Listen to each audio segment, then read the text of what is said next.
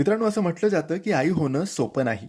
कारण 9 महिन्यांच्या या काळात अनेक संकट, समस्या येत असतात. त्यावर ही आई विजय मिळवत असते.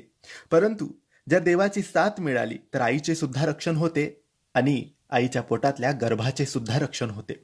बाळाला कोणती इजा होत नाही, त्याचे रक्षण होते आणि त्याची प्रगती होते. जन्माल्यानंतर बाळ हुशार असतो. म्हणून हा मंत्र आहे, गर्भरक्षा गणेश मंत्र.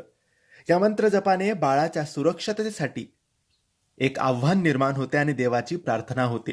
म्हणून आईने रोज सकाळी 11 वेळेस, संध्याकाळी 11 वेळेस या मंत्राचा जप करावा. हा मंत्र काही असा आहे: ओम श्रीम ह्रीम क्लीम ग्लोम गम गणपतये वरद वरद सर्व जनम मे वशमानाय स्वाहा. या मंत्राचा जप कमीत कमी 21 वेळेस किंवा 11 वेळेस सकाळी आणि संध्याकाळी सुद्धा आईने करायचा आहे. गर्भाचे रक्षण होईल. श्री स्वामी समर्थ.